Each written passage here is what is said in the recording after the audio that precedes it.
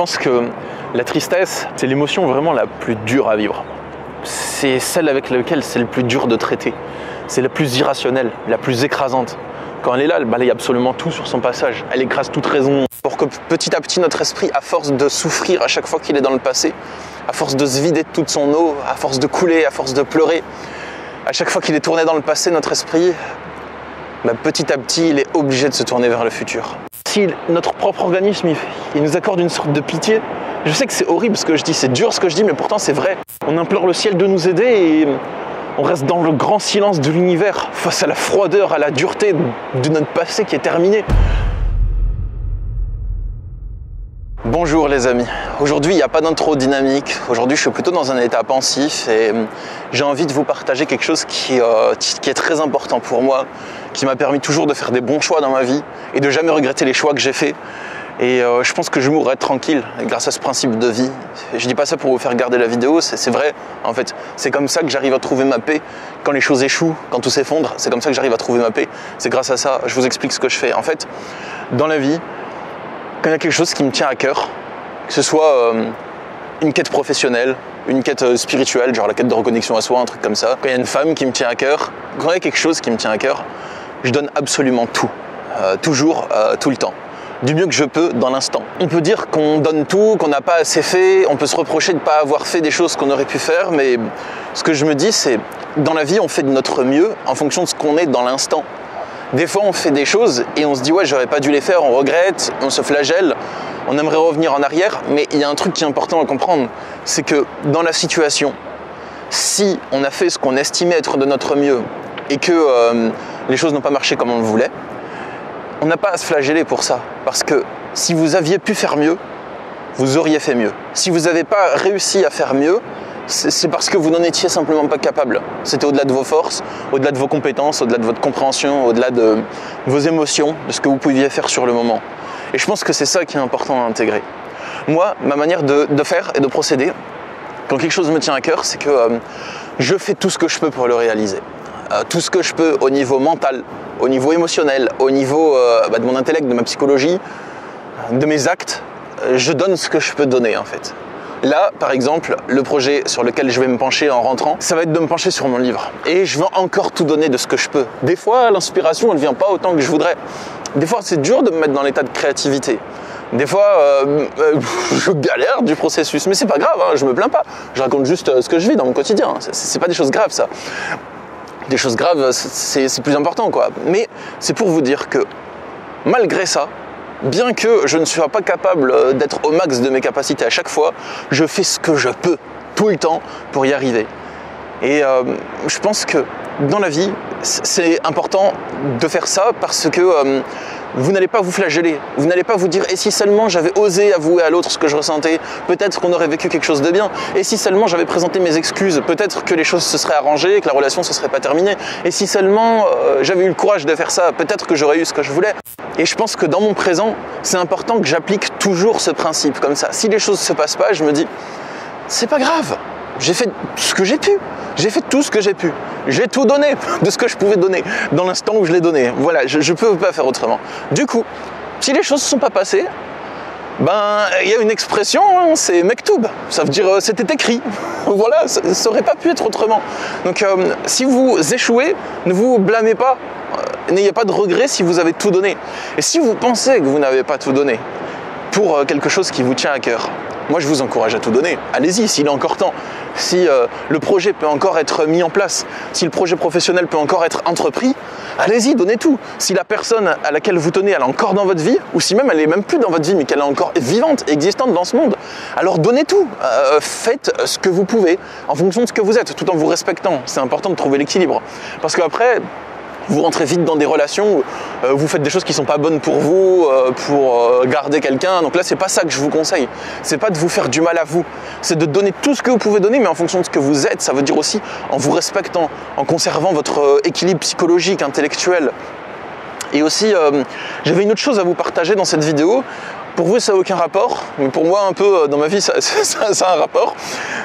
C'est quand on souffre, quand on a de la tristesse, quand on a des pleurs, quand on a le cœur qui saigne, ça fait partie du processus.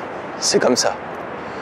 Comme il dit Naaman dans sa dernière chanson, coule la douleur, mon amour, bah c'est ça. Hein. Et Amber Lily, elle dit laisse la pluie tomber, laisse la pluie nourrir le sol jusqu'à ce que le sol n'ait plus soif.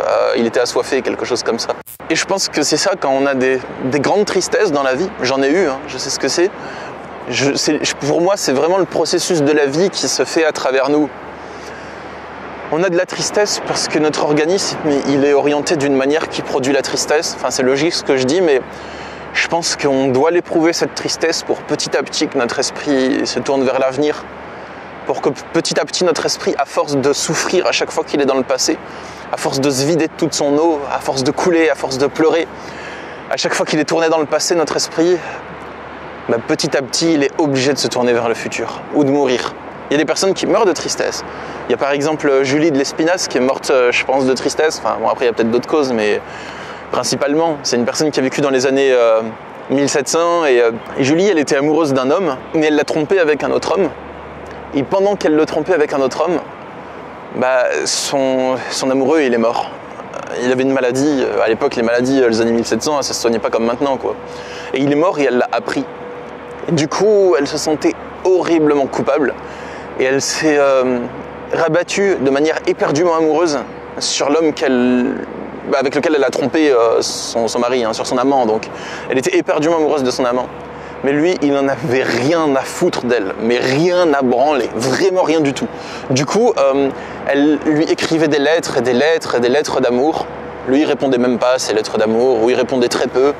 Il répondait une fois sur 20 ou un truc dans le genre. Et elle souffrait, elle pleurait énormément, elle était en dépression lourde, elle avait des douleurs dans le corps, et elle avait développé des douleurs physiques à cause de cette dépression. Et dans ses lettres, Julie, elle faisait une sorte de journal introspectif en informant son amant de l'évolution de sa dépression et de l'évolution de ce qu'elle mettait en place pour essayer de s'en sortir. Donc elle racontait dans quel état elle était, dans l'état d'attente. Ensuite, elle avait même plus d'espoir, elle avait même plus d'attente, elle a tout abandonné.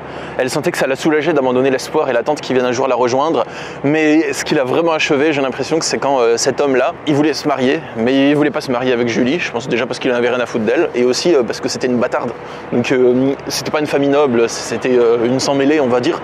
Et à l'époque, ça comptait. Maintenant, on s'en fout, heureusement. Mais à l'époque, ça comptait. Il pouvait pas se marier avec elle en fait. Elle lui a dit écoute, j'accepte, elle avait pas le choix, qu'il se marie avec quelqu'un d'autre, mais seulement si je choisis ta nouvelle femme. Et encore une fois, il en avait rien à foutre, et il a pris une autre femme, il a vraiment lâché la Julie là, et Julie, elle est morte maintenant après, hein, que ça se soit passé, quoi. Je pense que la tristesse, c'est l'émotion vraiment la plus dure à vivre. C'est celle avec laquelle c'est le plus dur de traiter. C'est la plus irrationnelle, la plus écrasante. Quand elle est là, elle balaye absolument tout sur son passage. Elle écrase toute raison, elle écrase tout mental, toute psychologie. La tristesse, elle écrase tout.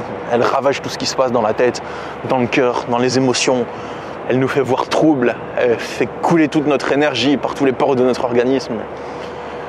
La tristesse, c'est vraiment le rouleau compresseur de l'organisme. C'est elle qui cause une souffrance lourde, qui semble sans fin, de laquelle il est impossible de s'extirper. Du moins pour les tristesses les plus lourdes, je veux dire. Hein. Pour moi, il y a deux formes de tristesse. Il y a les tristesses qui nous disent que c'est bien d'évacuer les pleurs, et c'est en évacuant les pleurs que la tristesse passe. C'est une forme de tristesse. Il y a une deuxième forme de tristesse, c'est la tristesse de la dépression. Celle qui est lourde, qui écrase tout, qui ravage tout, qui détruit tout sur son passage.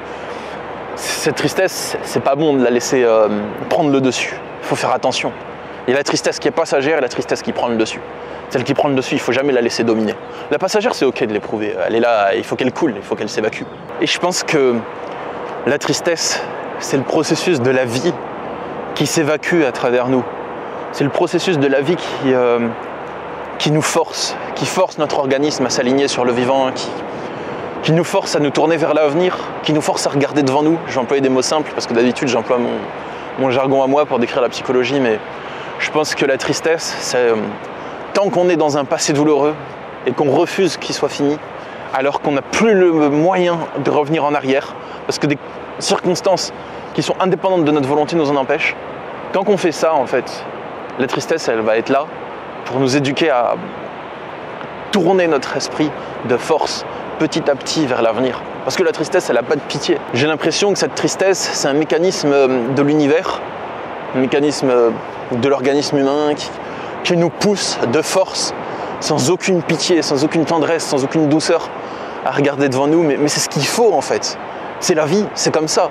Parce que l'organisme ne peut pas avoir pitié de nous, parce que si notre propre organisme il nous accorde une sorte de pitié, je sais que c'est horrible ce que je dis, c'est dur ce que je dis, mais pourtant c'est vrai.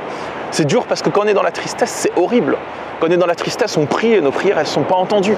On implore le ciel de nous aider et on reste dans le grand silence de l'univers, face à la froideur, à la dureté de notre passé qui est terminé. Mais si l'univers et si notre organisme avait de la pitié, il nous laisserait vivre dans le passé, il nous laisserait être à demi heureux parce qu'on est dans une illusion qu'un passé déjà révolu peut continuer à exister. Et grâce à la puissance et à la dureté et à la froideur impartiale de la tristesse, on est obligé de forcer notre esprit à regarder dans l'avenir et à être plus léger et plus heureux.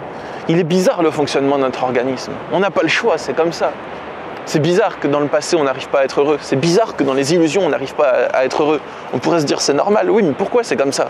Pourquoi notre organisme ne produit pas aussi le bonheur quand on est accroché à un passé qui est déjà révolu? Je ne sais pas, c'est la vie qui décide ça. C'est la vie qui nous pousse à nous tourner vers l'avenir. Ou vers le présent tout simplement, peu importe, mais plus vers le passé.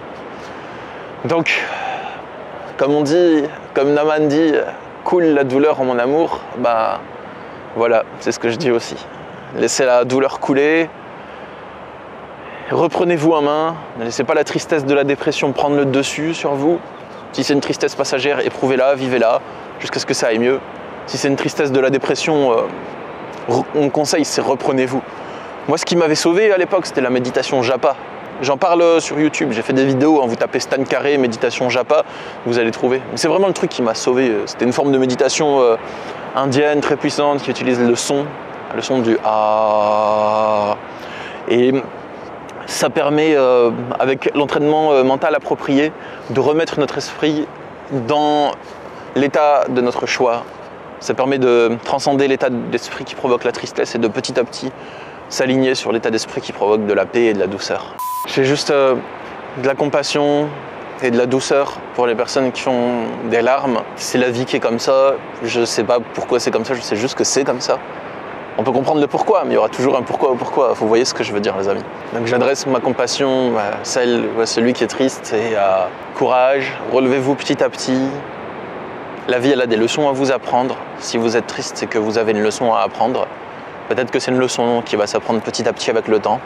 Peut-être qu'une seule compréhension ne va pas tout régler et que ça va être un processus pour orienter votre organisme différemment, tout doucement, comme vous le pouvez, au rythme que vous pouvez. On a beau être riche, on a beau être des milliardaires, des influenceurs, des trucs comme ça. Je parle pas de moi, je veux dire tout le monde dans la vie, quoi.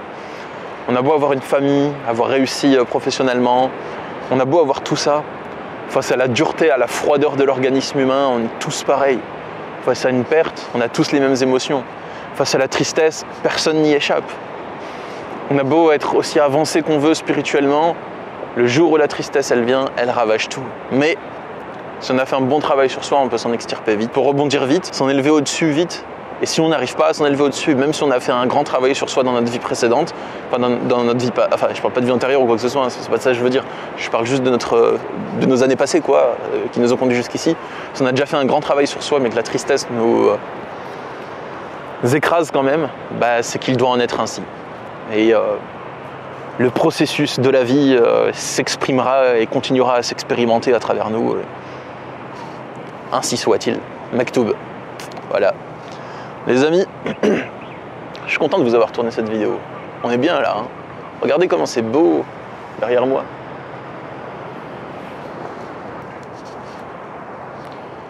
Ici, on est à la plage d'Agadir au Maroc. C'est magnifique. Hein. Regardez. Cette plage, elle est vraiment belle. Elle est vraiment très très belle. En plus, là derrière moi, il y a une colline avec des inscriptions en arabe. Je ne sais pas ce que ça veut dire, je ne lis pas l'arabe et je ne me suis pas renseigné avant de venir parce que je ne savais pas que cette colline elle était là. Je suis tombé dessus par hasard. Mais je suis arrivé quand c'était encore allumé, quand il faisait encore un peu nuit. Et les inscriptions elles étaient complètement éclairées en lumière sur la colline au loin en tout grand. C'était trop joli. C'est le Hollywood du Maroc, on peut dire. Franchement, c'est trop joli. Regardez comment c'est beau ici. C'est magnifique. La plage, elle est ouf.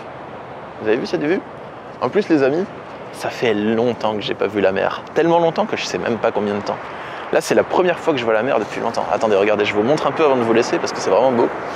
Regardez, on va zoomer, comme ça vous voyez avec moi. Regardez ici, il y a encore la lune dans le ciel. Elle est belle, hein? Et ici, il y a un goéland qui marche. Et il y a des vagues qui se crachent. Et là, il y a la colline dont je vous ai parlé avec les inscriptions en arabe. Elle est belle, hein? Hop, on dézoome. Voilà les amis, je pense qu'on a tout dit pour aujourd'hui. Je suis content de vous avoir tourné cette belle vidéo. Moi je vais rentrer, je vais travailler un peu. J'ai un article à écrire pour mon éditeur, c'est cool, pour promouvoir mon prochain livre sur les relations toxiques qui sort le 10 mars. C'est en attendant mon roman. Hein. Mon roman il est toujours en écriture mais il prend un peu plus de temps. Mais j'ai un livre sur les relations toxiques que j'ai écrit aussi il y a quelques mois. Il temps du processus d'édition et tout, des corrections, tout ça c'est normal. Il sort un peu plus tard, donc le 10 mars là. Voilà les amis, je vous souhaite une bonne journée, une bonne soirée ou une bonne nuit pour les insomniaques. Et je vous dis à bientôt, Inch'Allah, pour une prochaine vidéo. Au revoir.